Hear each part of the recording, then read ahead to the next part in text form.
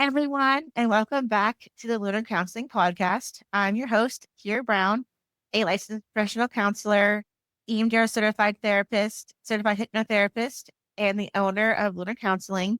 This podcast is a space for grounded, real conversations with therapists and healers about the deeper layers of mental health and healing. Today, I am joined by Brooke Van Doren. Brooke is a marriage and family therapist in training, speaker, and author who supports individuals navigating betrayal, relational trauma, and deep emotional rupture. Her work is rooted in both lived experience and clinical training, with a strong emphasis on compassion, honesty, and zero judgment.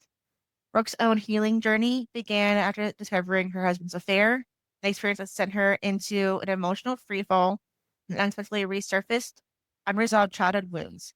Through therapy, she confronted trauma, grief, and long-standing relational patterns, and she work that now deeply informs how she supports others. So welcome, Brooke. Thank you for being here. Thank you for having me. Yes, of course. Wow. It says everyone, what brought you into the therapy world? I know I alluded a little bit to it in the intro, but Yeah, you really did allude to it. What brought me into the therapy world was really once I got to the point where I felt like I could manage my own life again and how I could see people say hindsight's always 2020. And when you can look back and see where you were compared to where you are and all of the growth that has gone from point A to point B, it can be really humbling and mind blowing sometimes. And for me, that experience was both of those things. And in addition to that, it was so deeply, I think, joyful for me because I recognized what life could be like versus what life was, like the prison that I had been containing myself in. And then being free of that was just amazing. And I wanted to pay it forward and help other people recognize and realize that they don't have to live in their pain and that there is another option and that it's amazing. so cool. You're gonna make me like went through was obviously horrible, and it usually and the snare is like the end, and it's never like a new beginning. But sounds like you took that affair and you made it to be like a new beginning for, like, for yourself and your relationship with your husband. That journey had to be like super challenging. It was challenging. And you give me a lot of credit because I definitely was not on the let's make this work boat in the beginning. I honestly didn't know what I wanted to do. My whole world had imploded and and I didn't know if I wanted to stay or if I wanted to leave. One day I was in this, I would say loveless marriage, but I knew what to expect, right? We were roommates. We didn't really spend much time together. And if we did, it was all surface level stuff. But I knew what to expect day to day. But then this affair was discovered and I wasn't expecting that. I had thought that maybe that was something that was going on, but until you confirm it, you can just deny it, right? Say, oh no, that's not, there's no reason for me to even be thinking that. And you can plausible deniability. But when it's in your face and you can no longer deny it and you have to deal with it, then it's shoot, I wasn't prepared for that. I didn't know what I wanted to do. Immediately, we did decide to go to therapy. So I think it was maybe 2 days after the discovery of the affair that we were in therapy. And Wow. yeah, so our therapist said a couple of things to us. Number one was, let's take 6 months and see how this goes. And then we can decide after 6 months if you want to stay or you want to go. Because I was just topsy-turvy, back and forth. I'm staying, I'm leaving, I'm staying, I'm leaving. And every single thing that he would do was either a tick for me to leave or, okay, fine. So you pulled the wool over my eyes today. So it was there. I wasn't believing anything, which rightfully, I don't think that very many people, when you're going through the aftermath of that and trying to rebuild trust, that you should just no one's borrowed, but yes, I trust you all over again. That's not the way it works. But because I was so topsy-turvy, our therapist was like, let's wait 6 months and see if this is worth saying. And she, in one session, had asked me a question because I was, again, all over the place. She asked me, have you ever healed a relationship before? And I had to think about it because with the affair, it triggered a lot of childhood wounds that I think Yeah. you talked about in the intro. And I thought that I had worked through all of those wounds and that here I am, just the only thing I need to heal from now is this affair. And she asked me, have you ever healed a relationship before? And I thought about it. I said, no, I had none. I have never healed a relationship. And she said, you have an amazing opportunity right in front of you to do that work to try to heal this one. And why not give it a try? Do you want to know what it feels like to heal a relationship and to be in a safe, secure, loving relationship? And I said, damn it. Yes, I do. I really do. It wasn't me. I did the work for sure. But she definitely, that question was the catalyst that was like, all right, here we go. I'm going to buckle up and I'm going to do what I need to do to get what I can out of this. And that, even though like it was her question, like you did the work. I Like did. you realized, yeah, like this is worth putting an effort into. I don't need to repeat the pattern, which is monumental. And not many people end up doing that. So that's huge kudos to you for doing that. Thank you. Yeah. So obviously, it sounds like before that affair, like you weren't doing anything in the therapy world. What were you doing before you decided to become a therapist? I'm still actually doing that. So I have a day job and then my therapy is because I'm in still graduate school. And so I'm working on my clinical hours. But before therapy, I've been in the payroll world for 20 years. And so numbers and that kind of stuff, super, I can nerd out talking about it. Most people are like, that's boring. Yeah, I get it. But I've been in the payroll world for about 20 years. About, I'd say 10 years ago, I shifted a little bit into the training role for my company. And I teach new hires how to do their jobs. I build training curriculum and lead, not really, I wouldn't say focus groups, training groups to help them better understand tools that they have, what they need to do with them, getting feedback about how those tools are helpful or how they work. So that sort of thing. So I've been working with people and for the better half of my career. Oh, cool. Well, my numbers do make a lot of people like gloss over, but I'm glad like you at least you enjoy looking at it for like brown business because you understand the numbers. Because I don't know a single counseling program that teaches any form of business side in the program. It's all just like the clinical aspect. And then people then go up and create their own businesses and like, figure it out themselves. Trust me, I'm in that boat. I'm like, I'm still working out the numbers. I'm like, it drives me insane. But it's not my jam. Yeah, I can imagine because they're two different worlds and you have to, just because you're good at one doesn't mean you're good at the other, or one comes naturally, the other one doesn't necessarily. So I can imagine it can be a lot of work. Yeah. But even like the training aspect of things that you've been into, like it's still amazing clinical skills because you have to listen to people, hear what they're saying, help them work through it. See about like little practice here and there with that. Yeah, definitely. So there's this idea, and I think it spans outside of therapy. It's in every relationship or every interaction that we have. There's what we say, and then there's what we mean that's underneath what we say. And so sometimes those things are in sync, and sometimes they're totally not. And so I had to learn how to pay attention to that. So you're telling me that you understand, but you're on your phone and you haven't been paying attention to me for the last 20 minutes and you messed up the last three things in a row that we were talking about. So are you sure you understand? Just paying attention to those types of things and really helping the individual meeting them where they are. So where are you right now with what you need to get done? Like full disclosure, like there's no judgment here, and just be real with me. And being able to do that in the workspace where I think a lot of times people feel like if they don't know how to do their jobs, that they're going to be reprimanded, or if they're not good enough at their jobs, they're going to lose their jobs, or there's going to be something that's going to be bad that happens. So I think it just is natural sometimes for people to hide how much they don't know. And so when I come in and want to teach them how to do their jobs and give them the tools that they need, it, I need to know what they don't know so that I can help them learn what they need to know. And I think helping them understand that just takes a big pressure off, that I'm here to help you be the best that you can be at what you're doing. And that helps alleviate some pressure. And I've definitely used that. I've been able to use those skills moving into this field, mapped also with my own experience, which has been monumental for this.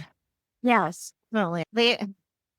Interesting too, because what happens a lot, like, is whenever I was going into grad school, I had so many professors say that if you're married, you might get a divorce, or if you aren't married, you might not find someone that you want because of how much emotional growth goes into those programs, how much you learn.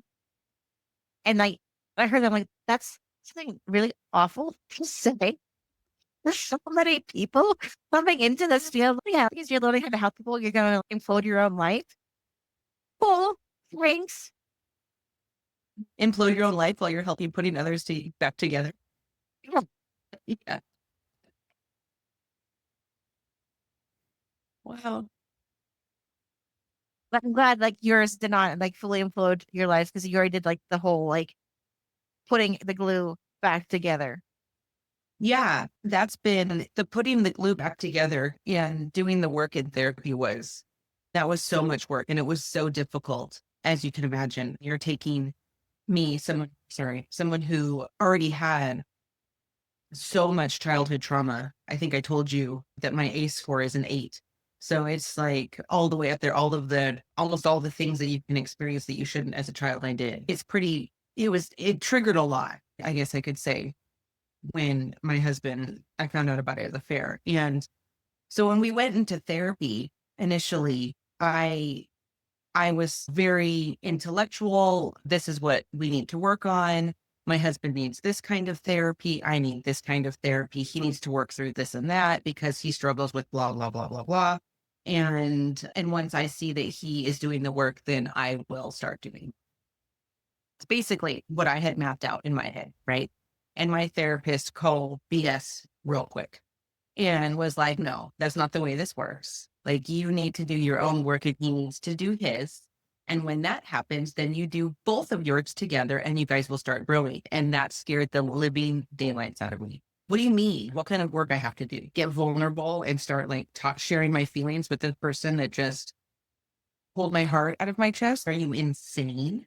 There's no way I'm doing that. And that's what led to that question that I told you she asked earlier. Have you ever healed a relationship and don't you want to know what that's like? And it took a lot of learning the tools to emotionally regulate because I did not know how to do that. I was very codependent. And so anytime he came in the door, he could say hi to me in a tone that seemed off. And automatically it meant that he was either just on the phone with some broad somewhere or he just came home from where he shouldn't be. I had all of these reasons just because he said hi in the wrong tone. And so I had to unlearn how to be I had to unlearn the hypervigilance that I had clung to for so long because it was my protection to keep myself from getting hurt. And unlearning that is really difficult work. Yeah.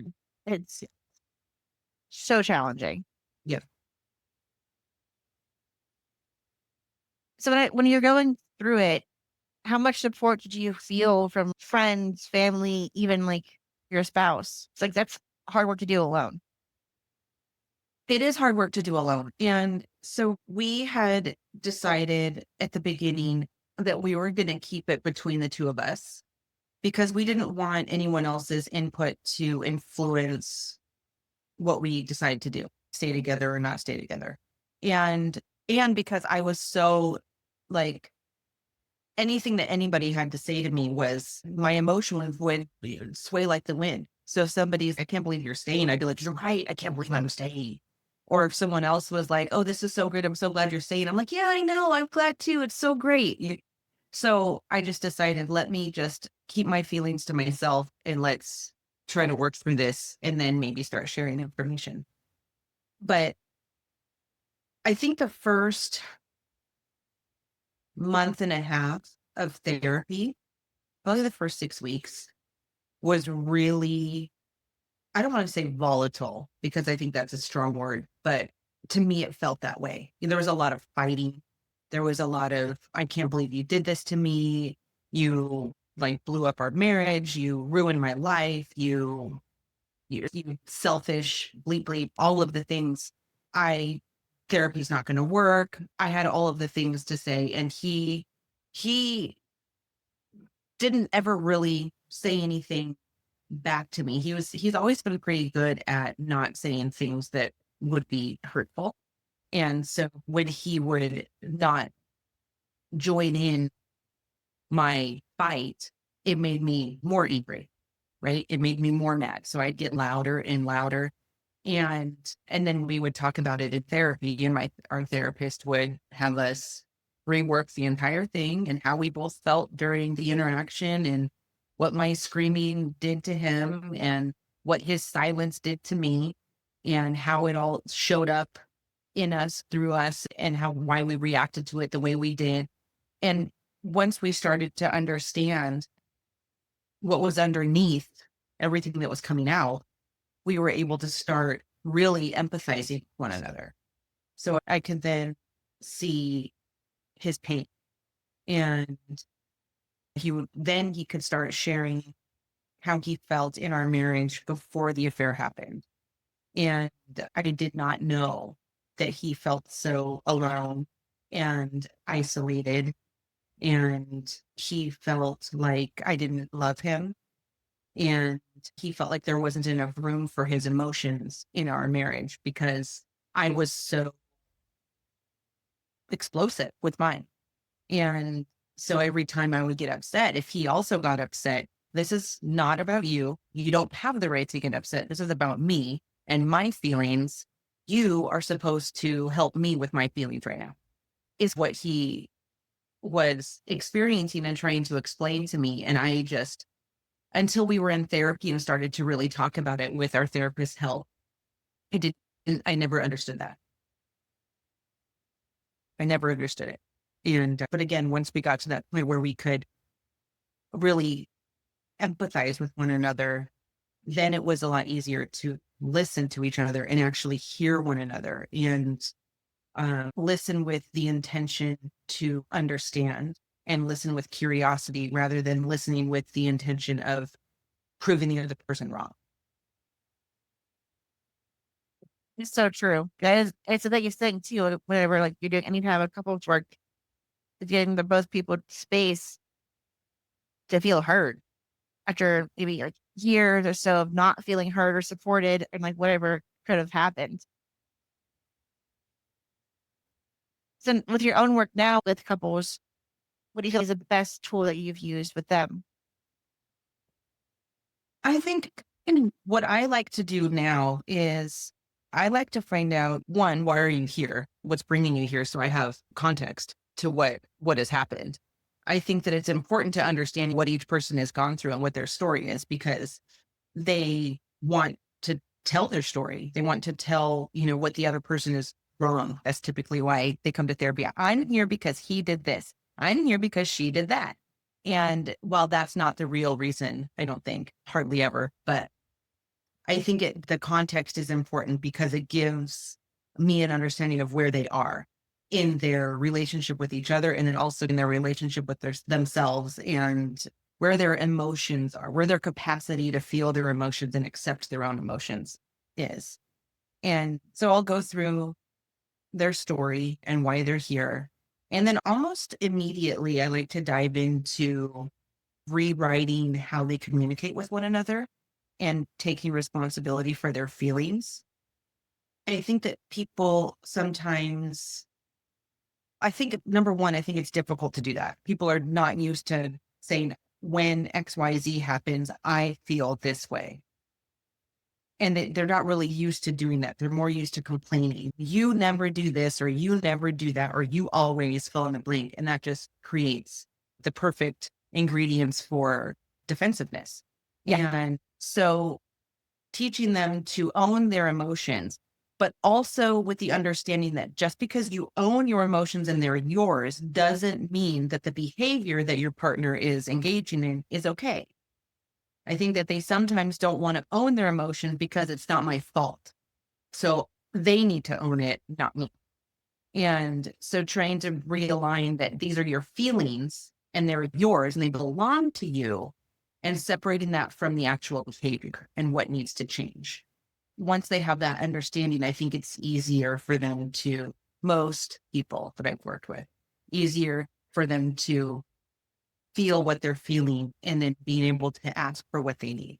And that's where I start. But then also diving deeper if they get stuck, diving deeper and finding out where in your body are you feeling this frustration or whatever the emotion is that's coming up right now. Where do you feel that? And where have you felt that before? Or what does that remind you of?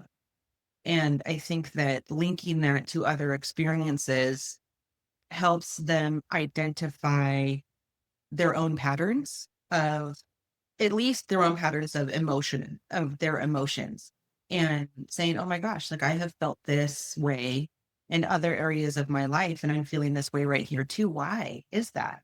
And then it invites them in to be curious about their own experience, which is exactly where I want them to be. Yeah, that's phenomenal. Because you're right. Like, actually, like, first thing like your emotion, owning your own emotions outside of what the other person is doing is super important. And like one of the hardest things for people to do. And then getting back in touch with like their body and like realizing, oh, whenever X happens, I feel Y and it happens in Z spot in my body and or something like that. I don't kind of like going to your point, like saying like when X, Y, and Z happens, I feel this. I always like to tell people like whenever you're saying how you're feeling, it's based on the action of what the other person did, never that person. It's always about what the action that they completed made you feel that thing. Because you still feel love, support, whatever the thing is for that person. It's the action that you don't like. And focusing on the action rather than the person does so much better. And it helps keep the communication flow open. Yeah, I think that's so important to reiterate with them. Like, those two things can be true at the same time. You can love your partner so much and not be happy with their behavior. But just because you're not happy with their behavior doesn't mean that you've never loved them, right? Or that Yeah. they don't, or that they've never loved you, or because they didn't take out the trash last night, that all of a sudden you're getting worse tomorrow. Which I know that's an extreme. Sometimes we have people that go there with those extremes. So, Just in their opinion, like what someone said, well, I asked you to take the garbage out and you didn't, so you don't respect me. And because you don't respect me, we shouldn't be married. Or because you don't respect me, you're doing X, Y, and Z. No, that's not usually how, that's not always, it could be the case, but it's not usually the right answer. It could be they forgot, they were tired, they were busy. Could be any numerous things like for someone to take the trash out. And like having right. people like go from 1,000 down to a one is really challenging for the people too. It is challenging. And it's that living in that space of protection, of not wanting to be vulnerable. Because when you open up and say, when you don't take out the trash, I feel like I'm doing this alone. And it just reminds me when I was growing up and my parents weren't around, and it really triggers that for me. And it is scary. And it sounds so weird to say that out loud, I think sometimes, because we're talking about taking out the trash and that's not a big deal, but it's attached to things that are a big deal. And when we can talk about those things in a way, this is really what happens inside my body. Very rarely is your partner going to respond with "that's so stupid," but they will respond with "that's so stupid" if you're just going to argue about the trash. Being able to get vulnerable, as scary and as difficult as it is, that's actually where the healing happens and where the connection begins. So true. And I think presence is sometimes I've worked with quite a few couples and A lot of times that's actually the women have the hardest time being vulnerable with their husbands. So husbands, when they come in, I want to be vulnerable. I want to make this work. And they have to start opening up more than the wives sometimes. I think that was definitely true in my situation with the affair. My husband, he was ready to dive in and do all the work. And he wanted to have a connection. He wanted to show me every day that he was a good man, a good husband, and that he had made a really horrible decision, but that he was committed to me and wanted to be with me and wanted to do life with me forever, like never wanted to lose me. And I was so wrapped up in, yeah, but you did this thing and like, of course, like this is a thing that tears marriages apart. It's not to take lightly by any means at all. You did this horrible thing, and I can't, for the longest, couldn't see past it. Once, like I said before, once we got into how our marriage got to where it was for that affair to even become an option for him, I started to see how I had contributed to the demise of our marriage. Now, him deciding to go have an affair, that's all his. That's his stuff that he had to work through. Of course, I had to work through it too because it affected me, but that was all Yeah. his decision to make. But we are both responsible for the health of our marriage and where it Right. gets. The fact that our marriage was falling apart before he had an affair, that wasn't his doing. That was both of our doing. Yeah. So a lot of times people go into counseling, like you said before, thinking he did this or she did that. Yeah, it's because they were the ones that the cause. But no, any relationship, whether it be marriage, a pre-marriage, friendship, what have you, takes two people to survive and live. And knowing like you're each responsible for the growth and protection of that relationship is so important that some people miss. If this person did that thing, so it's their fault. But like you said, okay, so what did I do to get to this point? Yeah. And it's so important to look at that. It is so important because if we don't and we just end the relationship, which I think that there's a lot of reasons to end the relationship, and that's for each person to decide for themselves, right? So just because I decided to work out my marriage and stay married doesn't mean that's how everybody should do it. If they want to, then awesome, go for it, do it because it's Yeah. amazing. But if you decide not to, that is also great. Whatever you have in the next season of life is will be whatever you want to make it. But I say that with a caveat that if we just leave our relationships because of something like that, like an affair, you don't get to leave yourself in that relationship. Like you take you with you and all of the things that happened in that relationship. So unless you do that deep work to heal before getting into another relationship, all of that's going to play out again. Might not be in the exact same way, but it's all going to show up all over again because you can't not take you with you wherever you go. True.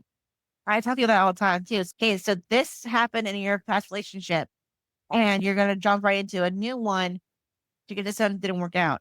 And you're not even gonna take like 6 or so months to make things better, or however long it takes. Then you're gonna have the same issue again and again. And the only common denominator in the situation is you. And that's hard for people to hear. It is. And it makes sense that it's hard to hear because that hits right in the middle of the chest. Like that hurts to know Yeah. that you could be contributing to your own suffering. That sucks to hear.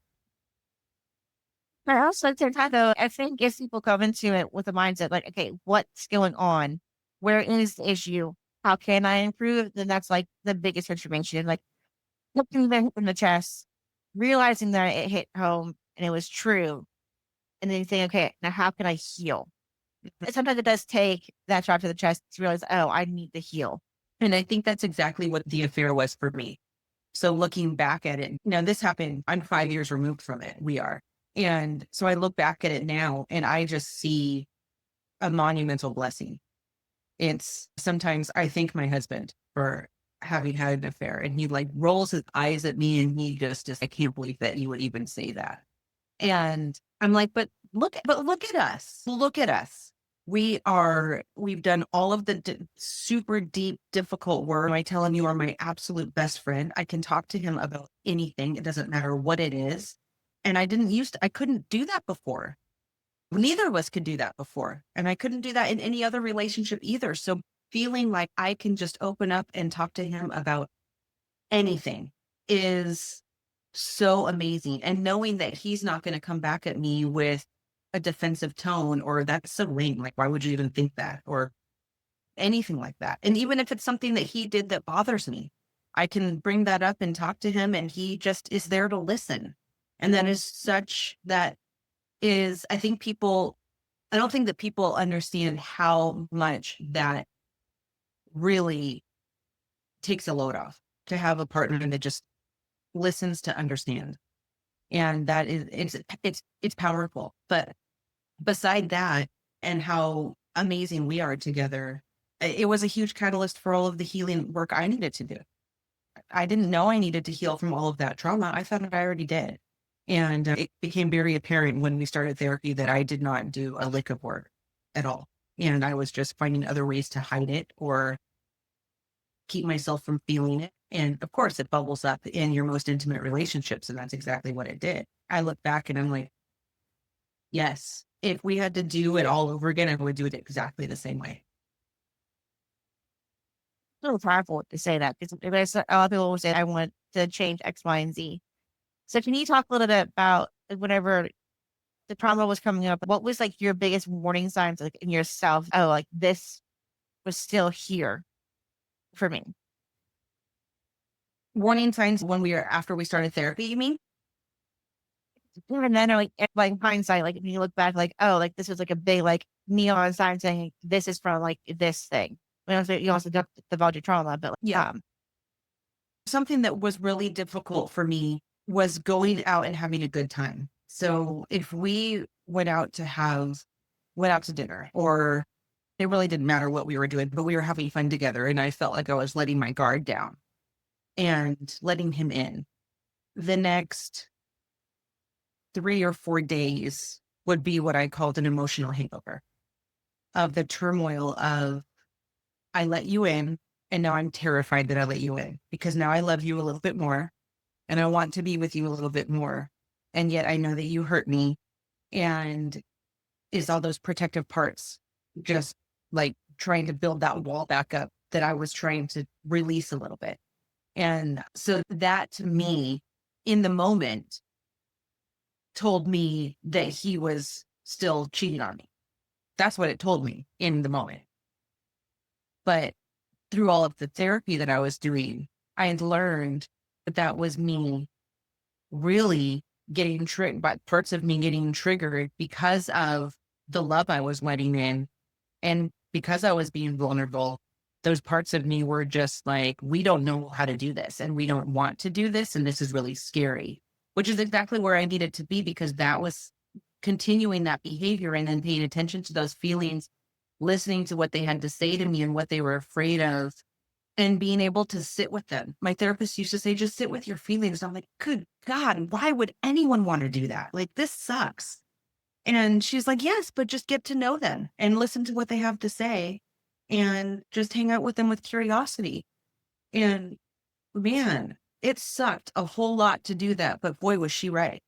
And it's exactly what I get my clients to do now. It's just sit with them. And they're like, you're so crazy. And I'm like, I know. Just try to do it. I promise if you do it and if you put in the work to really meet yourself with curiosity, you will get to know your feelings. You will get to know what they're saying to you, and you will get to know where they're coming from. And you will also get to know that just because they feel that way doesn't mean that what they're saying is true. And you really get to learn that your foundation is not your emotions, because that's like trying to walk on water. Like, that does not work.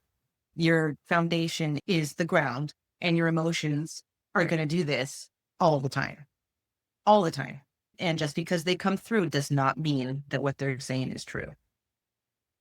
That's true. And I mean, I use it a lot with the kids I used to work with, but I think it works for everyone. kind of like you make a plus and a plus minus column for each emotion. Okay, so what are the things saying, yes, this emotion is true? And what are the things saying that this emotion isn't true? And see which one actually has like more evidence for it. And usually a lot of time it's like it's not true. You like I can do this. Oh, okay. It's just like passing. It's like letting flow. Yeah. And that can be difficult because sometimes the emotions get to be so big. They feel they're bigger than you are or bigger than I am. And so if they're that big, then how could they not be true? This is my intuition talking to me. And that's how I felt when I was feeling these big emotions. Was this is my intuition talking to me, telling me that everybody else around me is bad and they're out to hurt me and they're going to ruin my life, which is protective. And after doing the work and sitting with all of those feelings, realized that's not what people are doing. I'm putting myself in situations that feel that way.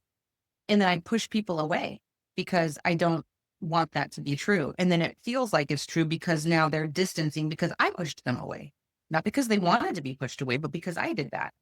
But now they're ruining my life because I care for them and they're not coming to ask me if I'm okay or if I need something from them or if I, fill in the blank of what I feel like I need today. But they're at work.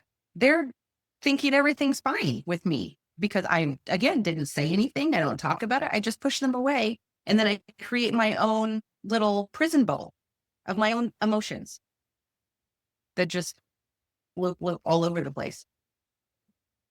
So whenever you work with clients, you're having them like sit with their own emotions. And I like obviously saying, you're crazy. I don't want to do this. It's painful.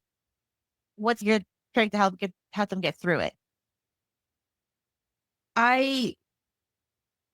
So part of what I'll do is I'll ask them, what other hard things have you gone through? And how have you gotten through those before? Kind of reiterating that they can do hard things and that they've done hard things before. And so this is yet another hard thing, a different kind of hard thing, but you have the capacity to do this. I also tell them that, and I believe that this is true, that your body knows how to heal itself, that you just need to listen to it.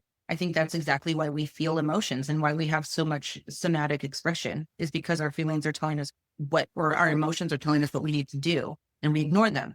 I tell them, if you listen to your body, it will know what to do and you are your body. So it's really just giving them their autonomy back.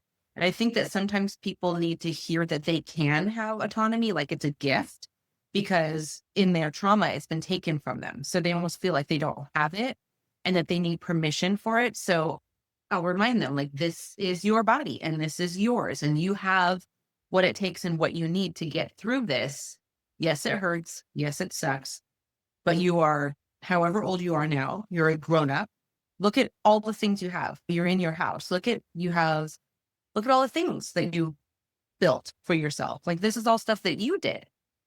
So just really reminding them that they are not stuck in that emotion, even though it feels so heavy. And that emotion is probably 7, 8 years old, most of the time, like super young, where it feels very like something really bad's going to happen to me. I'm going to be homeless or I'm going to be abandoned, which is like the same thing, but same type of situation. But just really bringing them back into the present.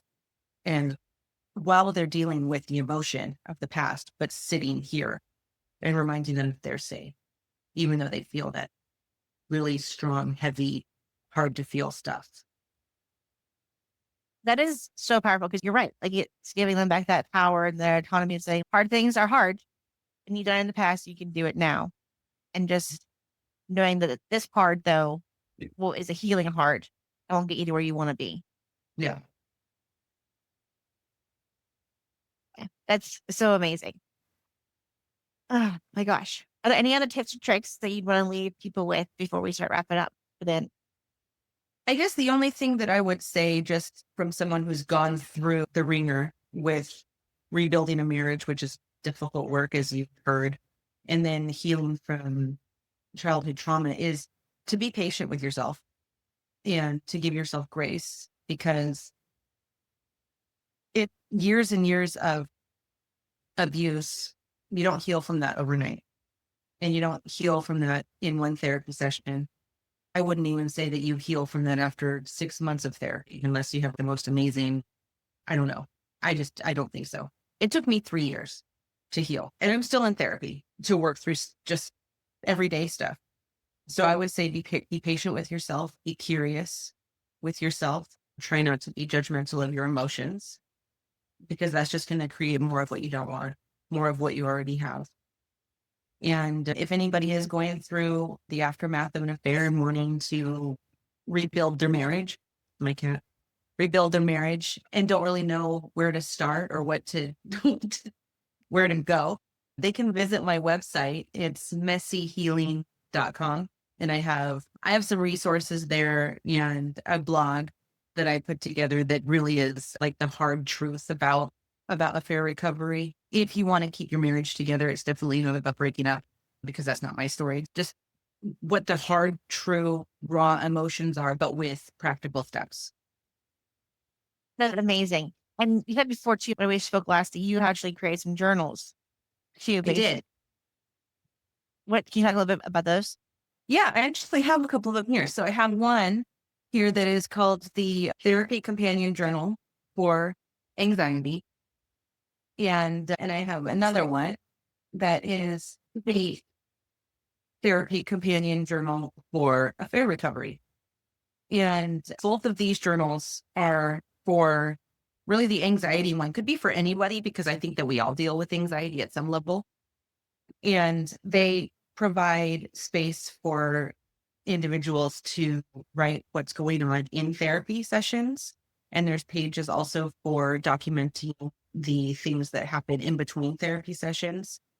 And then pages for them to document all the things that are happening during the week, but then putting it all into one page before they go into therapy the following week, so that they have like a summary of these are the things that happen next week. And this is what I want to talk about in therapy.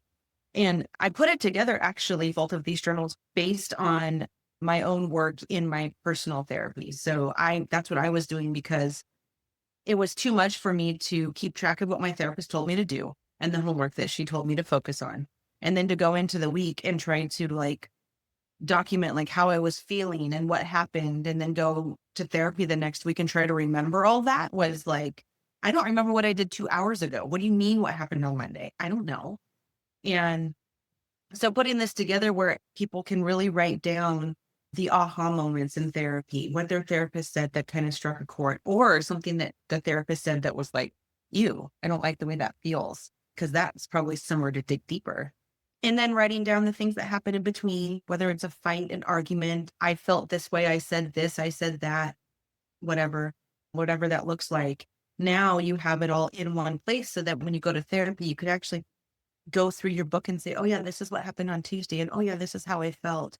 And then it really tracks the work that you're doing in therapy with your therapist. They're awesome. And they're on your website too, right? For people to see it. Mm-hmm. They're available on my website. Yeah. Amazing. Thank you so much, Brooke. This has been so stunning. And like your journey of healing is so powerful and inspiring. So I hope other people have got inspired and know like recovery is possible, and like healing from affairs are like totally doable. Yeah, it is doable. It's a lot of work and it takes a lot of dedication, but it is doable. So thank you. And all your links and everything will be below in the show and the description for people to find you as well. So thank you so much. Thank you for having me.